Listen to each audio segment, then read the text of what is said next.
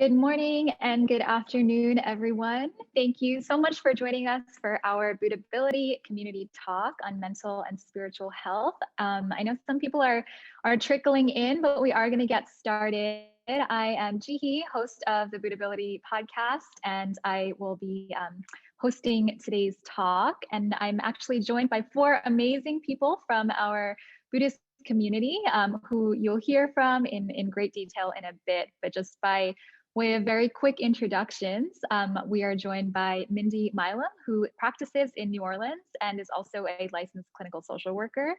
Lillian I from Boston, Jason Lyons from LA, and Faith Jones from upstate New York. Thank you all so much for being here today. I know we're going to hear some really amazing stories, but just by way of introduction and to orient everybody, I'll give a little bit of context about how today's program is going to go.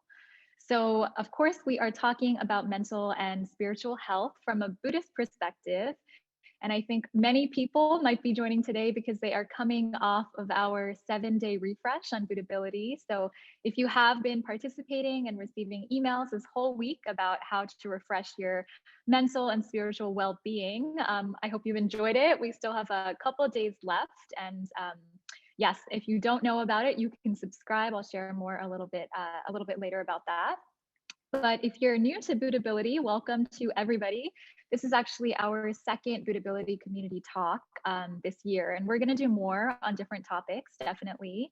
And the idea is really just to talk about the Buddhist perspective on like really practical aspects of daily life that you might be curious about or you might be seeking to improve. So today we're discussing mental and spiritual health from a Buddhist perspective. And I think, maybe people have come for many different reasons. At one end of the spectrum, maybe you're just thinking about how to refresh yourself and take better care of yourself on a daily basis after a really wild and difficult couple of years. Or maybe, you are dealing with a serious mental health challenge and you're navigating that, or you have a loved one who is. So hopefully, whatever brought you here today, there's something for everybody. But just as a reminder, in case people are totally new, we practice a form of Buddhism that's called SGI Nichiren Buddhism. And the central practice is chanting out loud the phrase Nam Myoho Renge Kyo. And, the simplest way to put it is that, this is what allows us to tap into this amazing resource in our own lives that we're calling Buddhability, which is really nothing more than your own unlimited reserves of courage, of wisdom, of compassion, and all the things that you need to take action to live a really great life and a fulfilling life. And we also have an amazing Buddhist community. Everyone who's speaking today practices Buddhism locally somewhere in America. So, we have meetings and you can learn a lot more about how to join and get to know people locally if you'd like to at the end of the event. But let's start for now. So each panelist is actually going to be sharing their own kind of story and perspective on mental health and how they've used Buddhism to navigate it. And then we'll chat a little bit. And we may or may not have time for Q&A, but if there is anything on your mind that you do want to ask about, you can use the Q&A function at the bottom of your Zoom screen at any time during the event, and we'll do our best to address some of those questions at the end. But let's start with our speakers. So actually first, I'm going to invite Mindy. So Mindy, as a reminder, is a licensed clinical social worker. So kind of a unique perspective because she also practices Buddhism. And she and I actually first spoke last year when I interviewed her for an episode of our other podcast, Buddhist Solutions for Life's Problems on Mental Health. So I was thinking Mindy can kind of orient us, both in a secular way, but also in a Buddhist way about what mental health is. So Mindy, if I can turn it over to you just to kind of speak for a few minutes about what is mental health? Like, what is it that we're actually striving for? And how can Buddhism help, or what is sort of the Buddhist perspective on it? So I'll pass it to Mindy. Thank you. Thank you so much. And when I think about the title of the podcast we did, Buddhist Solutions for Life's Problems, such a beautiful title because that is why we practice Buddhism, to develop our solutions for whatever problems we encounter. So in Buddhism, there's 4 sufferings, universal sufferings: birth, aging, sickness, and death. It's thought that none of us will escape any of those four sufferings. So both Buddhism and medical science seek to address those four sufferings. So today we're talking about sickness, and I'm going to switch it a little bit and begin with a quote from Daisaku Ikeda, who is the president of our organization and a mentor for all of us. Health is not simply the absence of illness. Real health is the will to overcome every form of adversity and use even the worst of circumstances as a springboard for new growth and development. Simply put, the essence of health is the constant renewal and rejuvenation of life. So to have that kind of framework as we face any challenge is just so incredibly hopeful and empowering, that we're not waiting on anyone or anything to rejuvenate our lives, that we have that capacity within us. When you think about physical health, there are these different measurements. Doctors may look at our weight, our blood pressure, organs, how our organs are functioning, etc. So that's the realm of physical health. And I want to say a little bit about the realm of mental health, because I think that there are different categories that can be evaluated when we're considering our mental health. One might be our mood. What is our general mood like, our feeling state? How well do we manage our feelings? Feelings are an integral part of being human. And some of us learn these feelings are okay, these are not okay. We don't necessarily have the skills or the wisdom to know how to navigate and express and work through different feelings that can arise. Mental health also can encompass our productivity. Are we lacking motivation? Do we feel like we're just kind of drifting and don't really know how to channel our lives? Mental health can also look at how we handle stress and challenges. Do we just collapse?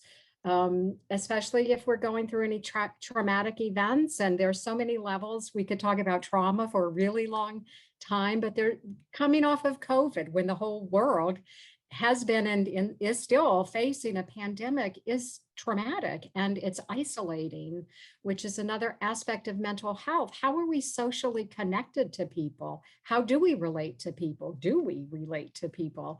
How are our relationships both in a work or school setting, in friendships, in our communities, and then in interpersonal intimate relationships? So we can look at that whole sphere of functioning.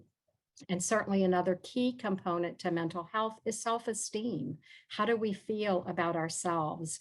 And I think for me, Buddhism has touched that topic more than anything, because Buddhism teaches we each are so precious.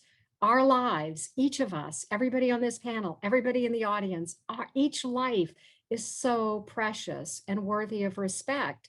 Yet we can grow up not feeling that respect, perhaps in our family, in our neighborhood, from society. There's so many factors that can influence our sense of self. And that factor of sense of self then impacts everything. Do I feel confident speaking in front of people? Am I constantly comparing myself to somebody else? And how is my self-talk? All of those things can reflect our self-esteem. And in one of the writings, our founder, Nichiren Daishonin, wrote a letter to a follower called On Attaining Buddhahood in This Lifetime. And he talks about the difference between a deluded mind, when we see ourselves through delusions, through things that aren't accurate, that kind of lens, versus an enlightened mind. And of course, we believe that when we're chanting Nam Myoho Renge Kyo, we are connecting with our enlightened mind, and an enlightenment that is already within us. It's not like, oh, I have to do these things to become worthy enough to gain enlightenment. Enlightenment is a potential in every human being. Wisdom, courage, compassion. And we know, all of us, you will hear fabulous experiences today. I have many. I've been practicing for 20 years this year, this type of Buddhism, and it is so powerful and transformative. And I just love it so, so, so much, and can see just tangible ways that it has changed my life to a large degree, because it helped me shift my perspective and expand my mind and connect to dreams and all of those things that can limit us when we're looking at our lives through such a narrow lens. So I think part of good mental health is really learning how to keep expanding the ways in which we look at ourselves and that we relate to the world. I am also a faculty member with the Center for Mind Body Medicine. So I'm a trained mind body medicine practitioner. Basically, what that means is we look at the connection between mind and body. Of course, physical health and mental health are connected and impact each other. So in our practice, we have 4 mottos for good health. If you're looking only at physical health, someone might say, well, are you exercising? How are you eating? How are you sleeping? Those sorts of things. Here, I'm going to read the 4 mottos for good health as seen through our lens. And the very first one is do an invigorating ganyo. Ganyo is another word for when we chant and also recite 2 chapters from the Lotus Sutra, which is the sutra our practice is based on. But what this does, it's like if you're a bike tire, if you're on a bicycle and the tires are flat, it's going to be so hard to ride. But when you pump those tires up and you can just zoom at full speed, that's what chanting does. We are pumping up our life condition so we can go face the day. So 1, do an invigorating ganyo. The second, lead a balanced and productive lifestyle. There's a difference between knowledge and wisdom. We chant for wisdom. I can know, oh, Mindy, exercise is good for you. Don't smoke, do this, do that. But if I don't have the wisdom to know, how do I overcome my weaknesses? If I don't have the courage or don't have the belief that I can, like all of those factors, they can be challenged through chanting. The third, contribute to the welfare of other people. It's very well known that for people who are depressed, volunteering somewhere or being of service to someone else absolutely will alter your depression, because all of a sudden you're not just solely focused on your own life and your own self and your own suffering. You're able to connect with others. Our founder Nichiren shared a quote: when you use a lantern to light someone else's path, your path is lit as well. So it's why service to others is so important. We are not a self-centered, self-contained practice. And the fourth is eat wisely, because food is our fuel. There's a whole concept, food is medicine. So really learning how to use food, what our bodies naturally run on, is fuel to help ourselves heal. So I want to just take maybe another minute or so to say really quickly how I was thinking about how I practice therapy as a member of SGI and as a therapist. And I've been a therapist for several decades now. I have a lot of experience. And I think that what this practice does for me is really helps me hone in on every person's potential, and my belief that all of us inherently just have unlimited potential. That's one thing. And that I'm always pushing people to find hope, because I don't believe we are ever hopeless. There's a great quote: hope is our greatest weapon, because it can battle anything as long as we regain and retain hope. And we, of course, believe hope is a decision. So even when you're feeling hopeless, you can create hope within yourself. Then another perspective is helping people really challenge themselves. Live your best dream. Dream your biggest life. Don't settle. This is not a Buddhism about settling. So, I mean, the other thing is I love what I do and I love people, and I really bow to the dignity of every person's life, and have so much appreciation and gratitude that this is how I get to earn a living, and also hopefully help people and spread the love while I'm doing it. So I think that's all of my time for now. Thank y'all for listening, and enjoy the rest of the talk.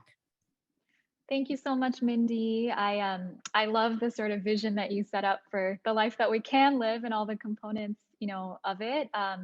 It's a really helpful starting place. But I also know that sometimes, and maybe people who are listening right now may feel like getting from where I am right now to that kind of health feels like quite the journey. So this is actually why we really wanted to center today's event on actual personal experiences. So thank you to Faith, Jason, and Lillian for courageously sharing, I think, what will be very kind of personal and intimate experiences. So now I'm actually going to turn it over to Faith to share kind of her own journey with mental health, which I understand is in large part about learning how to take care of yourself and what action to take. So yes, Faith, please take it away. Yes, thank you so much, everyone. And thank you so much, Mindy, for that amazing look at how our health really we can merge science and also this practice to really live our best lives. That was so amazing. But yeah, so it's actually super hard for me to share my mental health journey in a linear and concise way, but I'm going to do my best today with you all. Thank you so much for the opportunity. I wrote some notes so I don't get lost. And so I started chanting Nam-myoho Renge Kyo consistently as an SGI member back in 2013. And so one of the first changes I noticed was an inner sense of feeling hope that I hadn't felt in many years. So since 2013 and through practicing Buddhism with the SGI, I've had two major turning points that allowed me to continue improving my quality of life by addressing my mental health. And so the first one is I realized a few years ago that I would overly pack my schedule and make myself busy so that I didn't have to face my own life. I would also look to get involved in someone else's problems so that I didn't have to be involved in my own problems. I also recognized that I had a poor diet and really had no rhythm of taking care of myself. I'm also a hairstylist by trade, so my job was caring for others and helping others feel good about themselves, but I had no semblance of real self-care. And looking back on this, I really didn't intentionally seek out paying attention to my mental health. So an amazing aspect of this practice is since the act of chanting Nam-myoho Renge Kyo and sharing with others, these are both literally ways for us to affirm the inherent worth of our own lives. And so the trajectory of our life is able to shift in a direction where we can go from living a life based on disrespect to a life based on respect for oneself and others. And we can do this even if we don't realize that this is what needs to happen, or if we don't even do it intentionally. And so this is what happened with me. One time, maybe 4 years ago, a friend of mine made a decision in her life that was just so overwhelmingly upsetting to me that I had just had an emotional breakdown. I don't even really know how to describe what happened to me, but I was really concerned that someone else's life could affect me that much. So I was literally on the floor and just sobbing over what someone else decided to do with their life. And so looking back, I'm actually so appreciative that this moment came up for me, because from there, I was able to see that I needed to find the right therapist to support me in what we call our human revolution, which is this inner transformation we undergo to become absolutely happy. And so I wanted to share this aspect of this journey in this space with you all today, because I'm still so amazed that I can really chat about anything. I started going to therapy once a week over the course of 2 years. And I noticed that on the days when I was running behind schedule or maybe had less time to chant the amount that I wanted to, that my therapy sessions didn't really go that far. But when I chanted with the determination that I would discover something today in my therapy session that would allow me to have a breakthrough, I would have the most amazing sessions. And my therapist started noticing this as well. And she would ask me if I chanted that morning when I just wasn't connecting. So she started encouraging me to really chant more consistently. And so that 2-year time period really allowed me to learn what boundaries are from a Buddhist perspective, meaning that through chanting Nam-myoho Renge Kyo and working together with my therapist, I was able to learn how to recognize when I was taking action based on deep respect for myself and the people in my environment. And so this was in contrast to just taking action without paying attention to my own life and what I actually wanted to do. So this was huge for me because this is not something I learned to do in my life before. And I truly feel that I was able to process with my therapist in 2 years what would have taken me maybe 10 years or more without this practice. And so the second turning point I had in my mental health started March from last year. And so this is, of course, when everything slowed down to a screeching halt due to the pandemic. My usual jam-packed schedule of running around constantly and never paying attention to myself totally changed. With the lockdown and halt of in-person activities, I suddenly had all this time and space to face what goes on in my life when I'm not filling every single moment in my day with being busy. And so I started to realize two recurring things. The first thing was that I would consistently wake up in the mornings feeling deep dread. Sometimes it would literally feel painful to get out of bed, and I would just drag myself to my altar to chant and just sit there chanting until I felt okay enough to go through my day. And then through interacting with others at work and at our Buddhist community activities, I would feel great. But again, without being in the whirlwind of life that I created, I would just feel depressed for days on end. And the second recurring thing that I noticed in my life was the amount of daily tasks that I would avoid doing. And so the kind of specific tasks I would avoid doing were, for example, putting laundry away or finding organizational systems to just live my life. And I actually never really had an affinity for doing these things. However, I would call myself an artist and like, I just don't have time to be organized. Like, I'm just messy. It's fine. Like, it's cool. But I actually started to put two and two together, that I tried to put my clothes away one day. And when I went back to look for something to wear, I started having a panic attack because I couldn't see any of the clothes. It felt like everything was put away, and I just lost it and felt totally out of control. And so these two things kept happening over the course of a few months. And of course, all of 2020 was happening. And so I felt the pressure of the things that were happening in society, in addition to what was happening in my own personal life. And although I was really doing all the things I had learned to keep it together, I was chanting twice a day, I was working out every day, I was eating well, and I was even really challenging myself at work. But these two tendencies, the battle I would have to get out of bed and the lack of being able to organize my life, got worse and worse. But I kept thinking that I could just power through and eventually feel better. Also, because I was chanting consistently, I was able to create value out of the moments I felt the worst. So I really thought I could just go through life like this. So basically, I was trying to settle with how I was feeling. But this is another aspect I love about Buddhism and what Mindy shared earlier, that this practice exists for us to be unshakably happy. And so I believe that, again, based on my efforts to chant no matter what, and also to do my best to empower people in my environment, gave me the wisdom I needed to actually find a solution to how I was feeling, instead of just settling for feeling okay. And so I decided to find a solution, and I started chanting about this specifically. And an outpouring of information just showed up in my environment. My close friends started sharing their experiences of their depression with me. And I actually downloaded TikTok last year. I'm sure many of you may have done. And I started liking TikToks from people who shared things that I related to. And this eventually led to my entire TikTok algorithm giving me videos, and literally TikTok really was telling me I had ADHD. And so this was blowing my mind. So one day I shared this with a close friend who's also an SGI member. And I also knew that I was sharing with her because I knew that she had shared she struggled with depression and ADHD. And so I shared with her that I was having bouts of depression, which I had been ignoring for many years. But now I really wonder if I have ADHD too. And I actually told her, like, TikTok is making me think I have ADHD. And so I explained to her how my days would go and the struggle I was having. And she encouraged me to seek professional help. But even then, actually, I still wasn't convinced that I should go back to therapy. I felt like I was done with it. And so it wasn't until rereading one of Nichiren Daishonen's writings, and to repeat what Mindy shared earlier, that Nichiren Daishonen is the founder of this Buddhism. And he shares something that just clicked for me differently at this time. He says in this letter, suffer what there is to suffer, enjoy what there is to enjoy.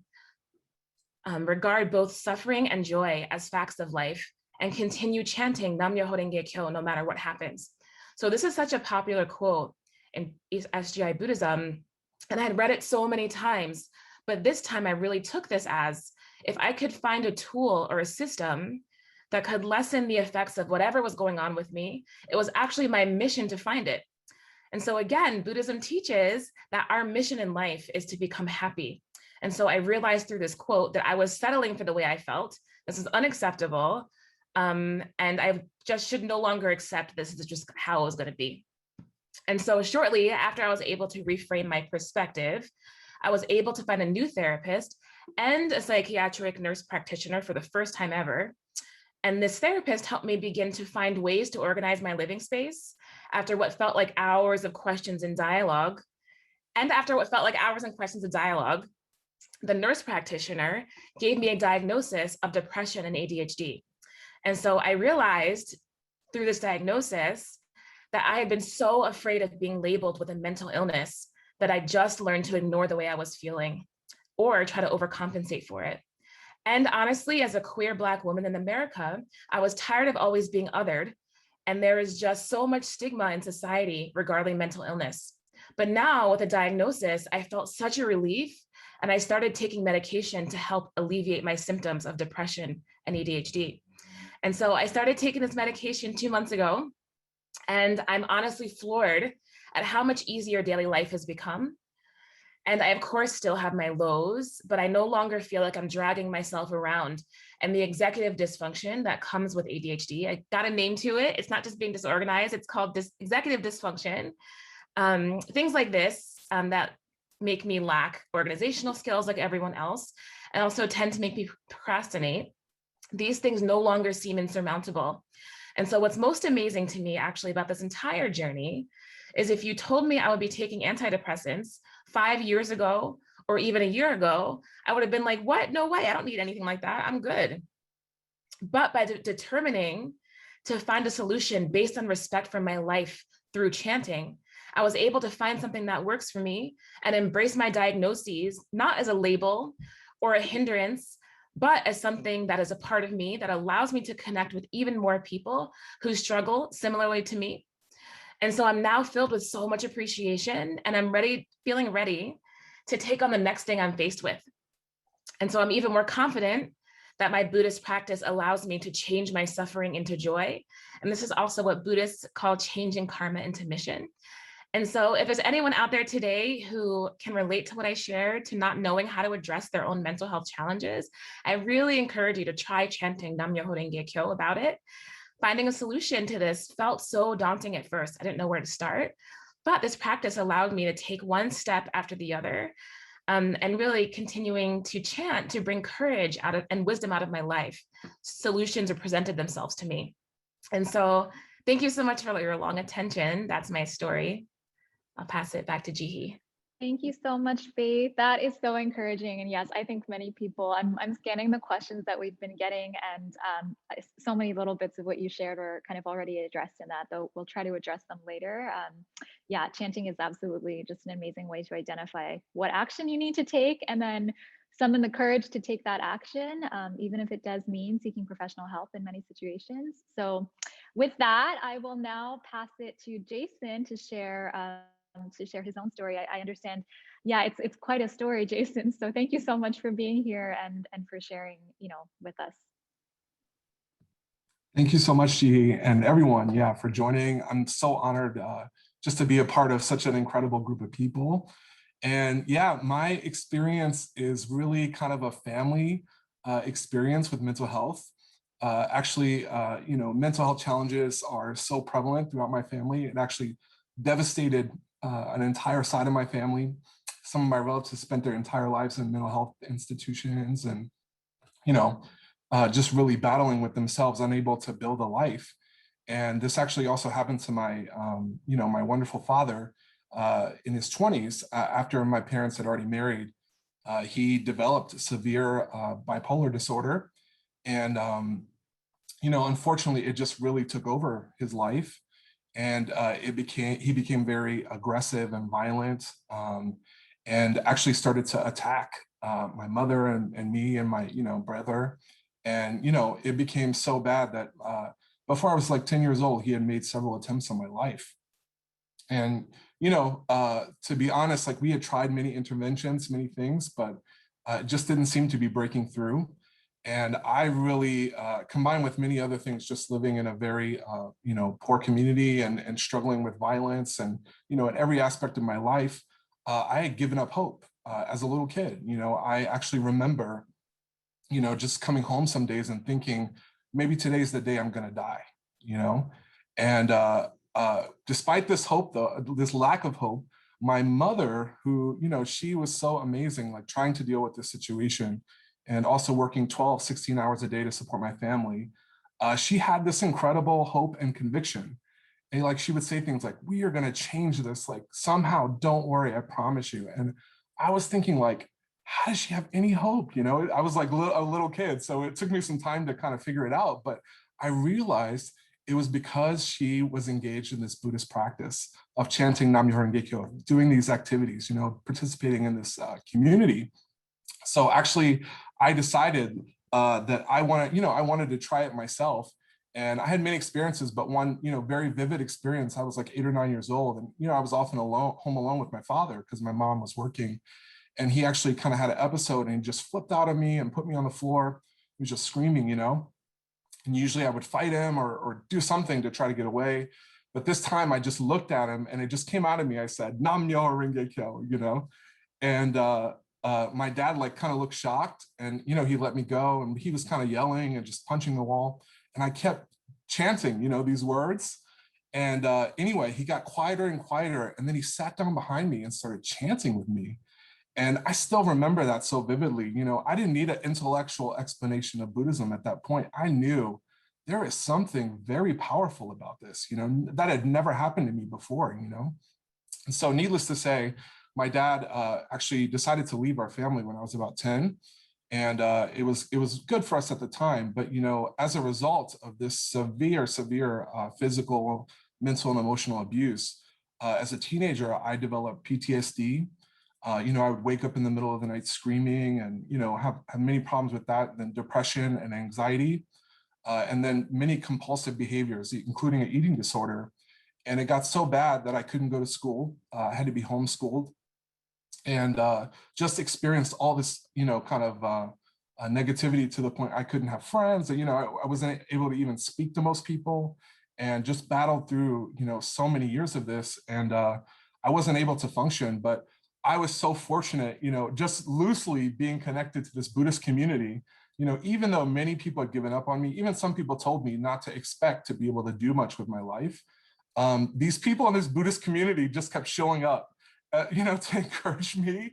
And, you know, whether you know, sometimes I was excited to have them over, sometimes I didn't want to be around anyone, but they would say things like, you know, you have a mission, and this poison in your life, you're going to transform it into medicine. And I'm like, what are they talking about? You know, I just really didn't understand that. But, you know, I just kind of kept trying to figure it out. And over, I would, like, you know, go to school, drop out, get a job, lose it, you know, have a relationship, you know, it failed. And by my mid-20s, I was so frustrated with this life. I was just done. I was ready to give up. I stopped speaking to people. I stopped eating. I wasn't sleeping. And again, I was so fortunate that someone from the Buddhist community, actually not even knowing if I was home, drove like 3 or 4 hours to my house. I lived in Virginia. It was like really spread out. And just to encourage me. And, you know, he said, you know, 2 things to me that I'll never forget. One, he said, this Buddhist practice is all about valuing your life, right? And so if you want to learn how to value your life, you have to work together with other people to help them value their life. You know, it's not an individual thing. You have to do it together with other people. And he said, the way that you can summon the energy and the conviction to do this is by chanting Nam-myoho Renge Kyo. And he shared this quote from our mentor, Daisaku Ikeda. It said, prayer is the courage to persevere. It is the struggle to overcome our own weaknesses and lack of confidence in our life. And then it says, you know, believe in yourself, you know, never denigrate your life, because doing so is contrary to this Buddhist state of being within you. And so, you know, I'll be honest, at first I was like, this is crazy. I have nothing to offer anyone, you know, like I'm a loser, you know, that's how I felt, right? But I had nothing to lose, you know? So I decided to try that. And, you know, to be honest, most of the people I was connected with at that point were also struggling. They had depression, they had drug addiction, you know, whatever. And I was like, why don't, you know, I try to also share in their struggles and share this encouragement with them too. You know, that's all I could do. But as I started to do that, my entire life changed. Like this suffering that was just right in front of my face, you know, it was like I had a different perspective. And, you know, actually, I was able to, of course, find the best mental health care for me. But, you know, I was on a lot of medication, and it had made me gain weight, made me very sick. It just wasn't right for me. So I was able to get off of that and find the best healthcare. And, you know, as I was, you know, really changing my life, I started to think about my father, and he was actually homeless at that point. And, he was like many of those, many people who, like living in Los Angeles, I see every day, just struggling, out in the street and, living under a bridge or something, right? And, as I was chanting for him, I actually got a phone call, and he had fallen off a roof, and he was in the hospital. And anyway, I decided like to invite him to live with me, just on a few conditions. And one of them was like, I really wanted him to engage in this Buddhist practice with me every single day. And so he agreed, and he lived with me for, temporarily. But during that time of us really connecting together, especially using this Buddhist practice, everything shifted, and he became like a different person. It was unbelievable right before my eyes. And I didn't know he had an engineering degree before, he got sick, and he applied for an amazing job at a shipyard. He got this incredible job, well-paying job that he had pretty much the entire rest of his life. Got a home, met a beautiful, amazing woman who has this big family, and he became like the grandpa of this family, and he totally changed his life. And him and I completely transformed our relationship. In fact, he changed his relationship with everyone. And myself as well, like through that transformation, I was able to live and fulfill my own dreams. Like I'm passionate about art and education. I came to LA and became the director of an art school, able to help other young people. And actually I've traveled the entire country, meeting with young people and just sharing this struggle. And so this devastating, debilitating thing that I went through actually did become my mission, and it transformed the way I see it. And so it was so amazing, to see all these things that I was told in this Buddhist community come to fruition, And, I just want to share, like, I'm also so happy to be a dad now. I have two amazing little kids and a wonderful wife. We've been married for 10 years. And even my mom, she lives with me now. And, everyone, is just so happy together. And I really feel like the trajectory of my family has shifted because of this Buddhist community and this practice. And, actually last year I saw my father. Actually, he developed cancer a couple of years ago. And I saw him in May, just a few weeks before he died. I was able to go, even during the pandemic, to see him, and just had the most amazing dialogue and just connection, right before he passed away. And I just feel like, just so much of even appreciation for him now, which I don't think I could have ever done without going through this experience and having the support from this community. And, I just want to close too by being very real. Just because I have changed the situation, it doesn't mean like I don't still have anxiety sometimes, or I don't still go through like being down. But the difference is now I have this diamond-like conviction that's kind of been drilled into my life that I can change it, I will change it, and that things are going to be able to move forward, and I have the tools to do so. So I think that's, what we get from practicing Buddhism. So anyway, thank you so much for letting me share my experience. Wow, thank you so much, Jason. Yeah, so incredible. I'm floored. I had chills while you were speaking, and it really actually made me think of something that I'll never forget. Mindy shared actually on the podcast, but also today, is just the fact that there's always a way forward. Always, there's no situation in which there's not. So thank you so much again for sharing that. And now I would love to pass it to Lillian to share her own story, which Lillian, I know, and we've also been getting questions about this, but is about depression. So again, thank you so much for sharing so honestly, and I'll pass it to you. Thank you so much, Jihi. And thank you, Faith and Jason, for sharing your powerful experiences. I actually met both of you at the beginning of my practice, so it's just so encouraging to hear about your incredible journeys. And Jason, I feel like I learned so many things that I didn't know. So thank you so much for sharing that incredible experience. So I'm so honored to be here with everybody today. And so hi again, everyone. I'm Lillian, and I'm originally from Taiwan, but I currently live in Boston, Massachusetts. And so like Faith, I started chanting Nam Myoho Renge Kyo with this Buddhist community in 2013. And at that time, I was at the lowest point in my life. I was severely depressed. My family was struggling financially, and I barely spoke to my parents or my siblings. I was a couple years out of college and not anywhere close to where I thought I would be at that point in my life. All my friends were landing dream jobs and starting their own businesses. And I, on the other hand, spent most of my days scrolling endlessly through social media, comparing myself to others, buying expensive things that I couldn't afford, getting drunk, getting high, and sleeping for hours on end. And I was suffering so much at that time that I used to frequently, Google painless ways to die.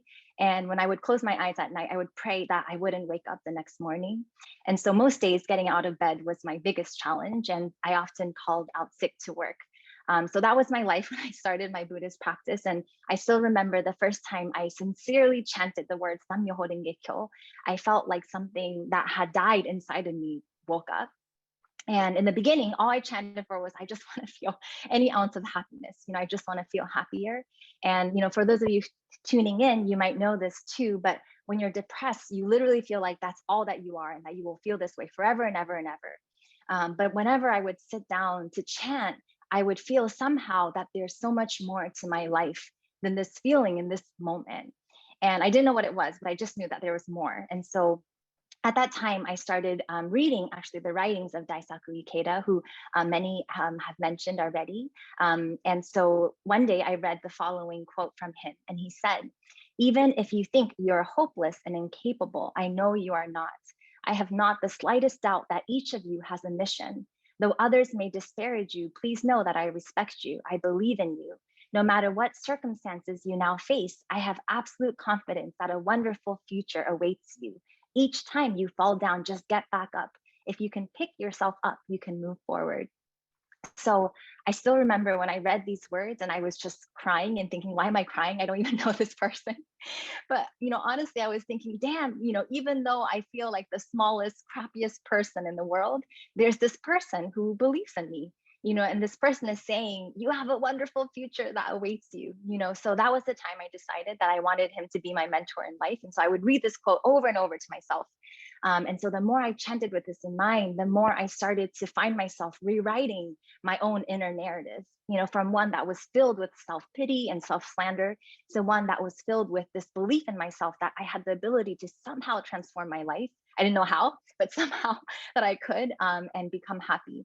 And so one clear turning point for me was one day I woke up feeling sad again. So just as Jason shared, just because you chant doesn't mean you're happy all the time.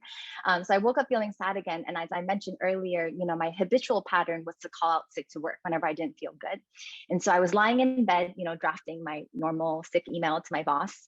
But I remembered other friends in the Buddhist community encouraging me to chant in the morning before I did anything else. It's before your karma wakes up, they would say. So I just laid there in bed and I chanted Nam Myoho Renge Kyo 3 times. And I just heard, this voice inside of me that said, Lillian, this is not all that you are, So I deleted my email and I got out of bed and I went to work that day.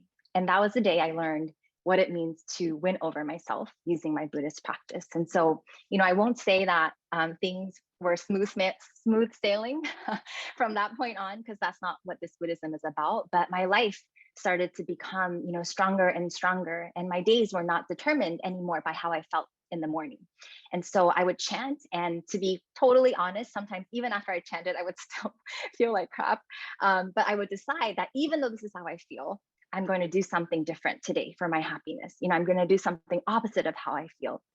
And the more Buddhist meetings I went to, the more I realized that so many young people struggle with depression, anxiety, lack of confidence, just like I did. And for many years, for some reason, I thought I was the only one who was struggling in this way. And this Buddhism actually teaches that we can use our suffering, as a way to discover our unique mission in life, and really help others become happy too. So I also started chanting, to find my unique mission in this life, something that me, Lillian was meant to do. And so through this process, eventually, I was able to land, job after job at places that I never thought I would be qualified for, based on like my quote unquote skill set at the time. And actually, I probably wouldn't even have the courage to apply to those places, if it weren't for my Buddhist practice. And so now I work at my dream job, where I get to interact with youth. all the time, and create spaces for them to talk about the things that they struggle with day to day and that I still struggle with day to day, like depression, loneliness, anxiety. And my mom also started chanting a couple years into my practice. And our family has transformed, in so many ways. I went from begrudging my family, feeling like, why was I born, to feeling so much love and appreciation for them. And I actually had a pretty tumultuous relationship with my dad growing up. But now I love him so much, and I can see, how alike we are, and how much we struggle in the same way. And so I really just want to become, the happiest father and daughter that we can be. And so, kind of similar to what Jason shared, though I transformed so much over the years with this Buddhist practice, I still struggle with waves of my depression, especially after I turned 30. So I don't know if it's hormonal imbalances or something to that effect. But I remember one of the Buddhist members who also battles with depression. She once told me that over the 20 plus years of her chanting Nam-myoho Renge Kyo, she said her depression has become like a good old friend, who shows up every now and then. And she imagines herself inviting it into her home, and they chant together. And then when the time is ready, she asks it to leave. So this past year of the pandemic, my old friend has also paid me, frequent visits. And I have a new friend too in this past year called anxiety. And so many days, just like Faith, I wake up and I feel this pit in my stomach, and some days my depression hits really hard. And there are days again where I can't stop crying. And so my usual tendency is to think that, there's something wrong with me and why is this happening to me again? But because of chanting, studying, and engaging in Buddhist activities over the last few years, this time around, I could really lean into my Buddhist practice even more. So instead of engaging with my anxiety and negative thoughts, I would get my butt to my altar and I would just chant Nam-myoho Renge Kyo. And I chanted again, to create value out of my unique suffering, and chanted actually proactively to be ready. I was encouraged to chant to be ready, when it hits, so that I can really still see, the greatness of my own life. And so the crazy thing is that I started to meet, one youth after another at our Buddhist meetings who were struggling with their mental health as well and feeling hopeless. And so at each meeting or hangout, we would always find hope and courage to keep going and find the best solutions for our lives. And I think more than anything, we all agree that our mental health is such a reflection of the suffering in our world, right? There's so many things that are deeply wrong in our society right now, just as Faith shared. And whether we're directly affected or not, Buddhism teaches that our lives and our environment are not separate, right? So through these dialogues, chanting and studying even more to understand my mission again, I've been able to, I think for the first time maybe in my practice, find joy, even in the midst of my anxiety and depression, and make deeper connections with others as a result. So Ikeda, he writes that even an atomic bomb, cannot destroy the inner palace of our Buddhahood or our Buddhability. And sometimes, honestly, my depression can feel as powerful as an atomic bomb. But when I remember these words, I know that my inner palace is stronger than anything else. And so to kind of wrap up my story today, one of my favorite quotes from Ikeda is when he says, being born human does not make one a human being. And he says, we only really become human when we make tenacious efforts to live as human beings. So I'm really determined to continue my journey to become even more fully human and Lillian through embracing, my sufferings and joys as part of my life, and using everything to create value for myself and really live this contributive life. So that's my story. And I really want to thank everyone for taking the time to listen. I know these days, even joining another Zoom event can take a lot of energy. So I just appreciate everyone. So yes, with that, I will pass it back to Jihi. Thank you so much, Lillian, for sharing. Yeah, also so incredibly moving.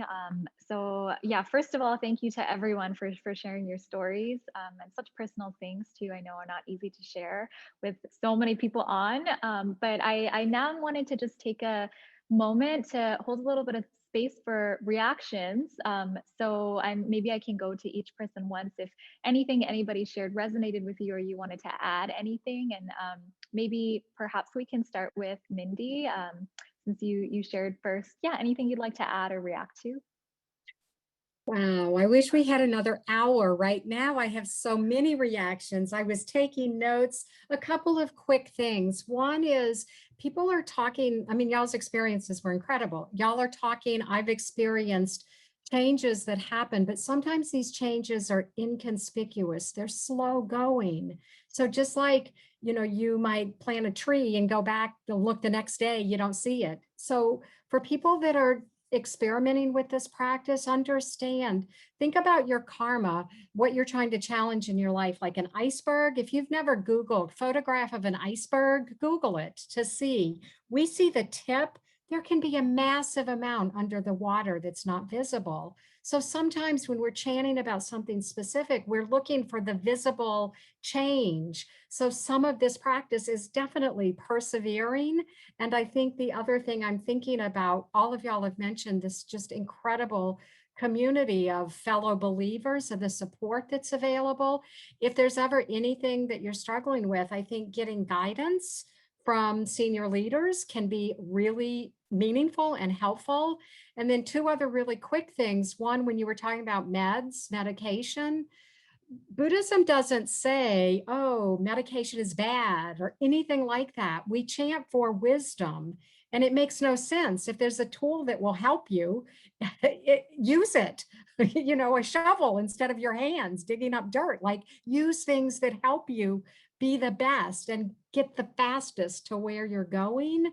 And I guess the other thing, no effort is ever wasted. Everything is accumulating towards something. So believing that for yourself. And the final thing I'm going to say is, Jihi, when you mentioned sometimes people listen like, wow, I want to finish a marathon, but I've never even taken a step. How do I do that? It seems insurmountable.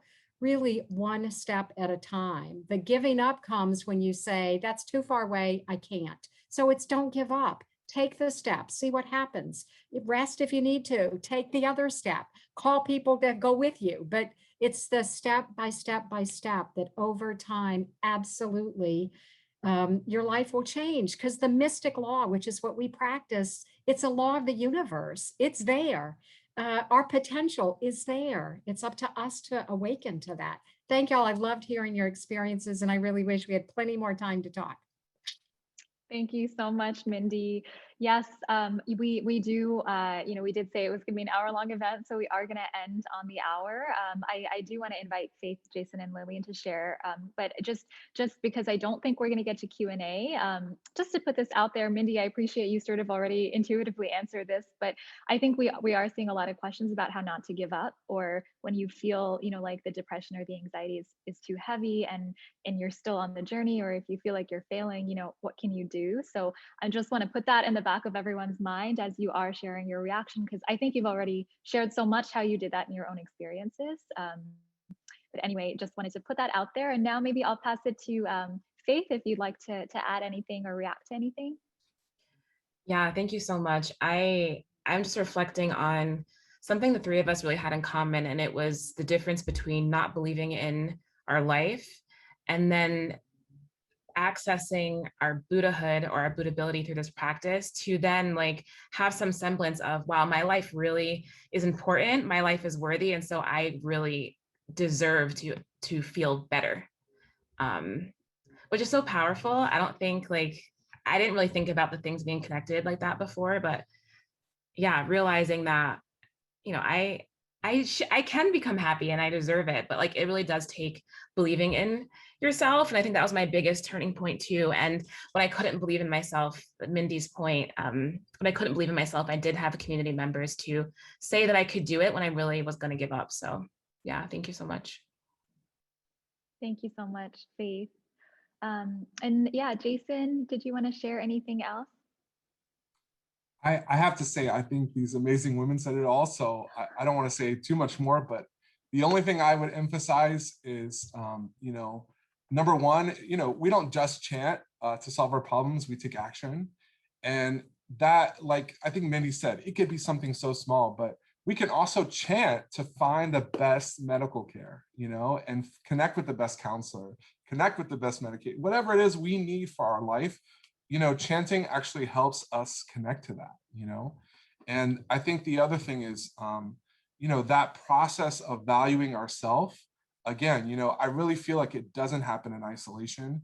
And it's so important to have a community. And, I think even if we don't always feel like connecting, the fact that we are just, a part of it can make a difference in our life that we may not even imagine. So I really encourage, like, if you're going to take any step, just reach out and, learn about this community and try to connect to it. And just see what that does in your life, almost like an experiment. You can see the difference for yourself. So. Thank you so much, Jason.